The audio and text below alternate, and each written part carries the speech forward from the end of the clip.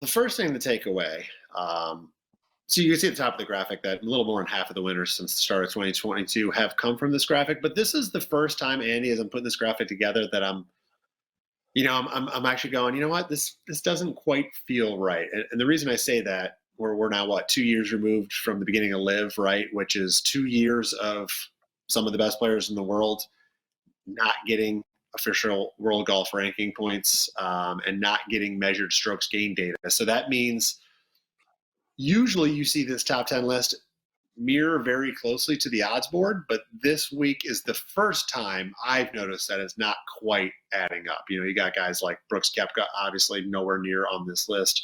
Joaquin Niemann is playing very well. I put him in the notable section, 93rd in the world. You can see how well he's been playing. He's not going to be on this top 12 strokes over the last 12 months, top 10 strokes gain list. So it's a little bit skewed for the Live guys. And of course, that's always our struggle, right? How are those guys really playing in relation to what the PGA Tour is doing? But this is what it is. This is the top 10 according to Data Golf and what their strokes gains numbers show. And again, it's just the PGA Tour or the DP World Tour, but there are your numbers. And at least the top makes sense.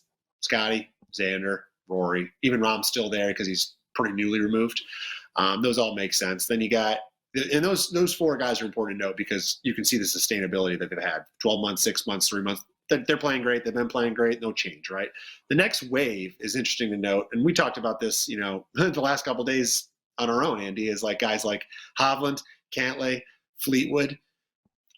They're a little bit concerning because over the last year, Hovland's FedEx Cup champion, and Cantlay had great stretches last season, and Fleetwood, was awesome last season. Wasn't winning, but he was always there. Right? Shorter periods of time, they aren't really anywhere. They're not near the top of the leaderboards. In fact, they're sometimes just struggling to get through the cut line. So it's hard to get a read on some of those guys. They don't necessarily have the best course history. Cantlay especially doesn't really have the best course history here anyway.